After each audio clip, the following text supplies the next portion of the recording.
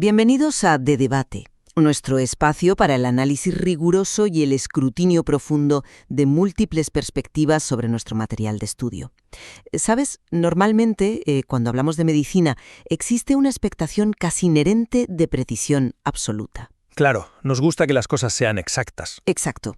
O sea, como en la traumatología, por ejemplo. Te rompes un brazo, vas a urgencias y la radiografía te muestra esa línea blanca en el hueso. Y el médico pues simplemente señala la pantalla y dice, ahí está la fractura y este es el yeso que lo arregla. Sí, es una lógica totalmente binaria. ¿Roto o no roto? Totalmente. ¿Es limpio?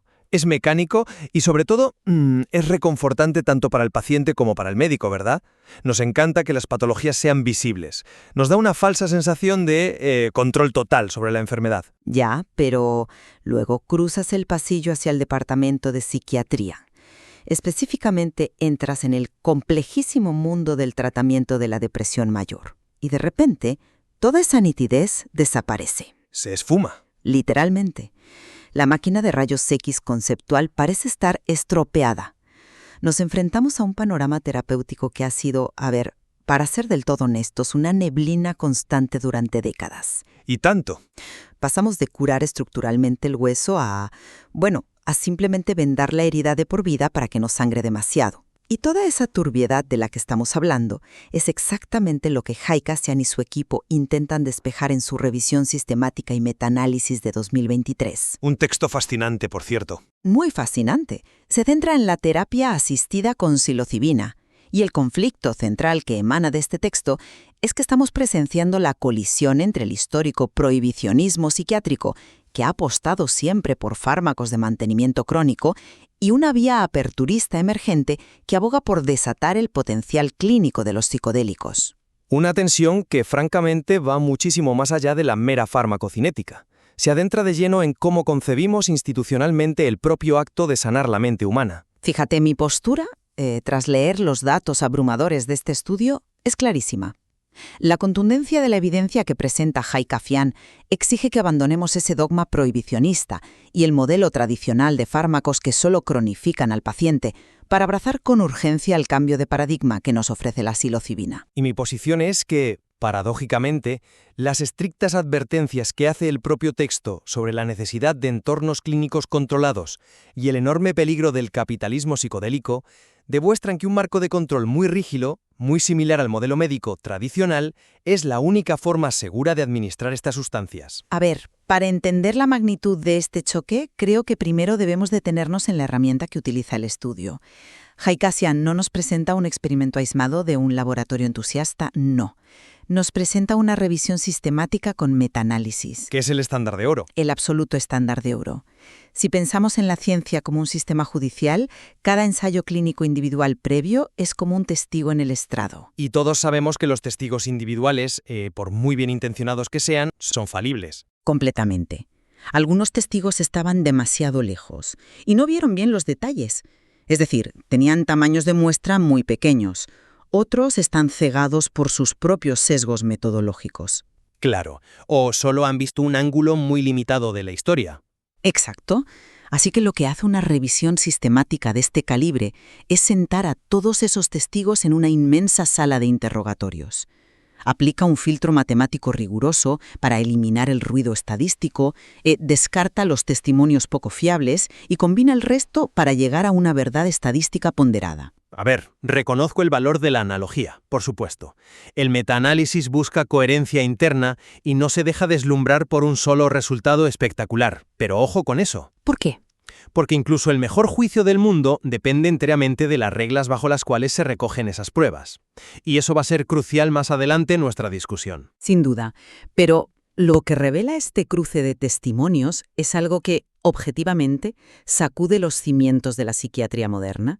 Estamos hablando de tamaños del efecto que oscilan entre el 0,93 y el 1,21. Hombre, son cifras inusuales en este campo. Yo soy el primero en admitirlo. Son directamente anómalas. O sea, para que nuestra audiencia lo visualice claramente, en la psicofarmacología estándar, un antidepresivo convencional, los típicos inhibidores de serotonina que recetamos a millones de personas, suelen presentar un tamaño de efecto de un 0,3 frente al placebo. que es bastante modesto. Muy modesto. Un 0,3 es, no sé, como notar que hace un poco menos de frío al salir de casa por la mañana.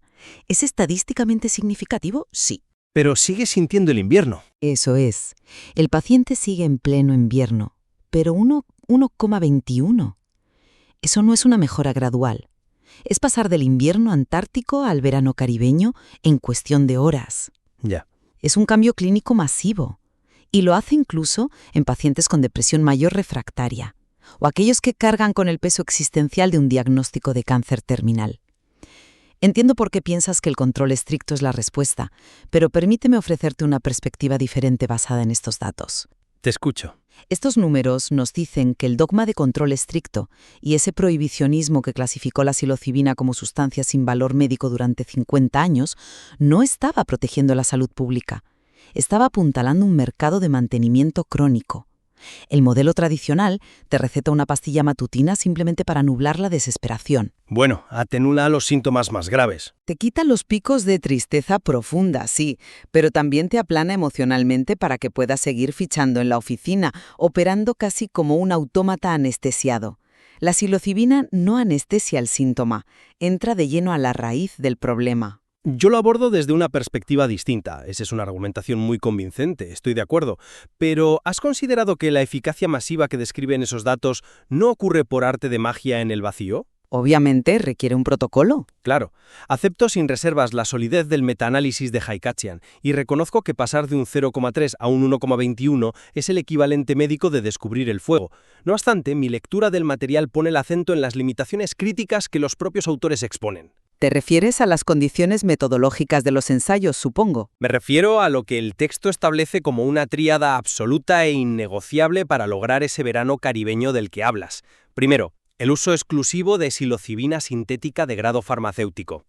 Segundo, entornos clínicos altamente controlados, no el sofá del salón de un paciente.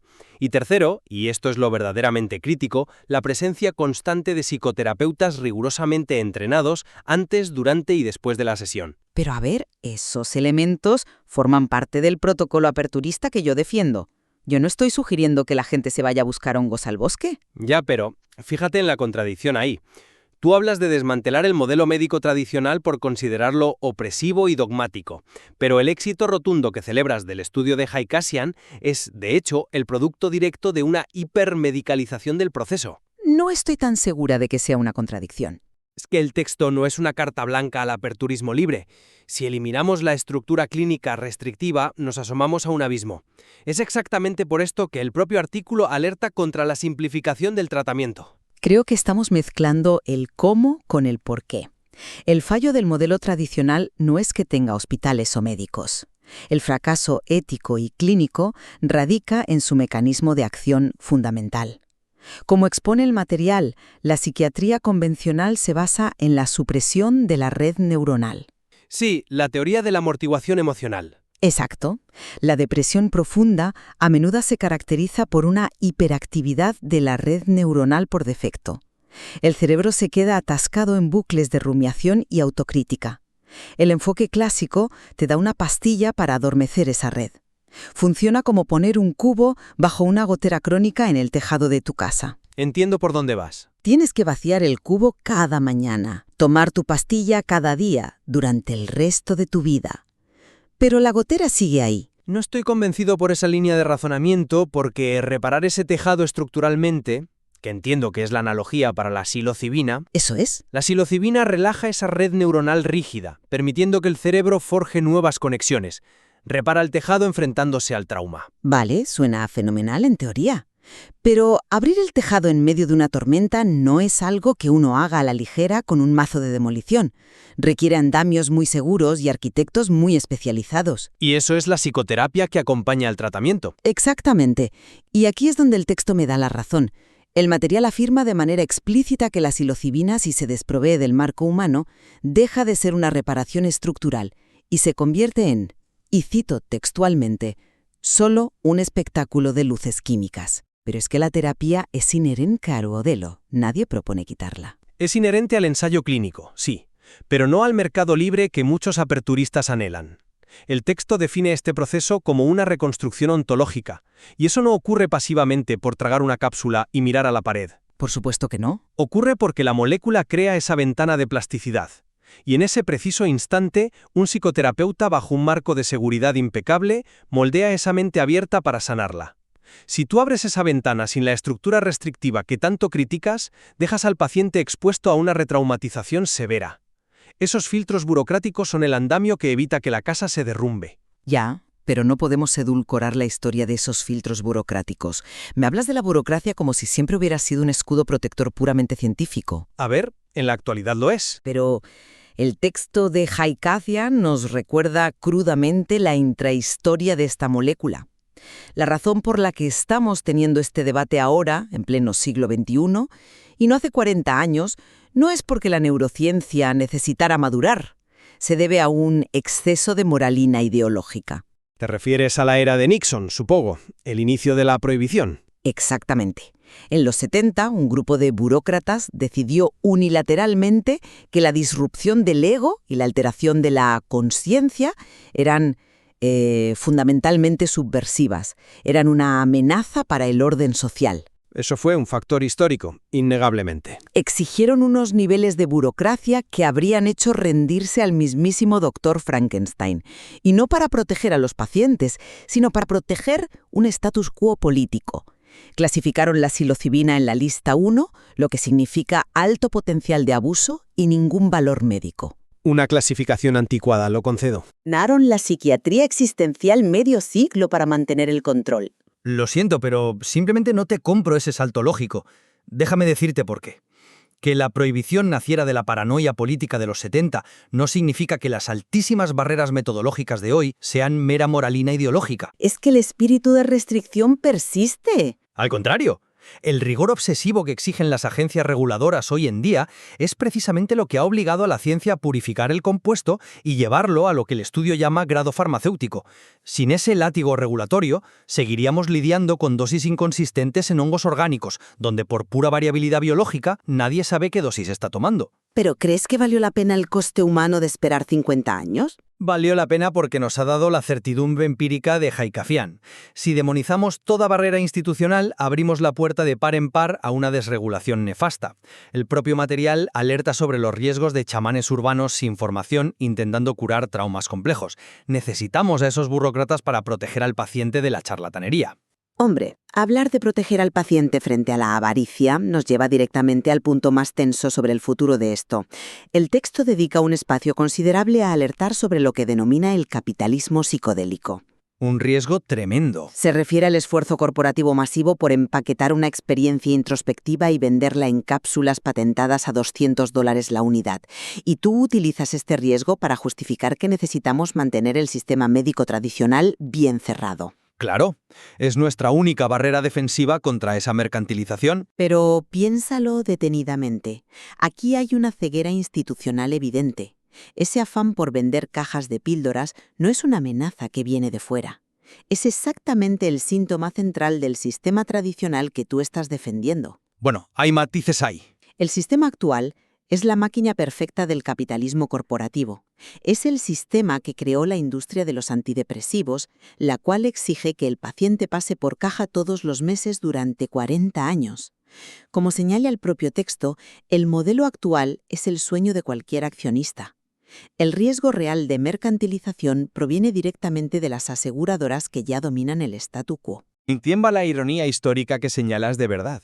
Es cierto que el modelo de los antidepresivos tradicionales ha sido inmensamente rentable gracias a la cronicidad, pero el mecanismo a través del cual operan estas entidades con los psicodélicos cambia por completo las reglas del juego. Y aquí mi argumento cobra fuerza. A ver. El peligro del capitalismo psicodélico no es solo el precio inflado de la cápsula, es la disección del tratamiento. ¿A qué te refieres con la disección? Me refiero a cómo funcionan las aseguradoras. El peligro del que alerta el texto es que una aseguradora hará cuentas. Verá que la píldora sintética tiene un coste de fabricación fijo, pero el protocolo real, el que logra ese tamaño de efecto gigante, exige quizá 15 horas de psicoterapia presencial con 2 terapeutas expertos. Y eso rompe la escala de costes, claro. Rompe la escala por completo. El mecanismo perverso es que las corporaciones presionarán para probar la píldora, pero se negarán rotundamente a reembolsar las horas de terapia, catalogándolas de complementarias. Es como venderte la bombilla, pero cortarte la electricidad. Ya veo por dónde vas. ¿El precedente del cannabis medicinal? Exactamente. El precedente del Epidiolex que cita el estudio muestra precisamente esto. Aíslan la molécula, la encarecen y eliminan el marco humano.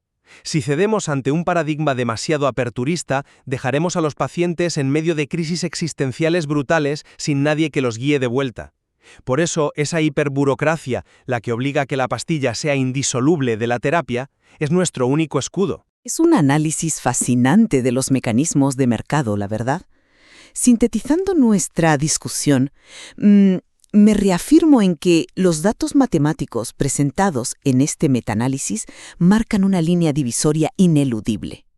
Hemos analizado cómo este rigor estadístico nos presenta tamaños de efecto extraordinarios. Desde luego, los datos son innegables. Para mí, la conclusión clara es que la psilocibina no ofrece mejoras marginales. Lo hace enfrentándose estructuralmente al dolor, en lugar de anestesiarlo. Esto nos obliga a abandonar las trincheras del prohibicionismo ideológico y desmantelar ese sistema de mantenimiento crónico. Pues, por mi parte, concluyo que, aunque celebro la magnitud estadísticamente revolucionaria del estudio, el propio material exige que no leamos los números de forma aislada. La eficacia masiva está intrínsecamente ligada a un entorno de control extremo. Abrazar la apertura sin filtros corre el grave riesgo de despojar al tratamiento de su alma psicoterapéutica y entregárselo al mercado corporativo. Bueno, creo que hay un punto de convergencia innegable entre ambos, y es que la ciencia ha hablado con una claridad ensordecedora. La primera gran batalla metodológica contra el escepticismo radical se ha ganado. Totalmente. Ya no estamos debatiendo la validez neuroquímica de la molécula. El debate inminente ahora es cómo vamos a construir el andamiaje institucional adecuado para gestionar este avance sin corromperlo. Exactamente. Y con esa reflexión cerramos por hoy. Les sugerimos encarecidamente que exploren el metaanálisis de Haikasian por ustedes mismos. Y al hacerlo, nos gustaría dejarles con una paradoja bastante profunda sobre la que meditar. Adelante. Para liberar a la mente humana de las cadenas químicas del adormecimiento crónico que nos impuso la psiquiatría tradicional, es muy posible que tengamos que apoyarnos y confiar en ese mismo entramado hiperburocrático y restrictivo que forjó esas cadenas en primer lugar. Una ironía estructural fascinante. Hasta la próxima.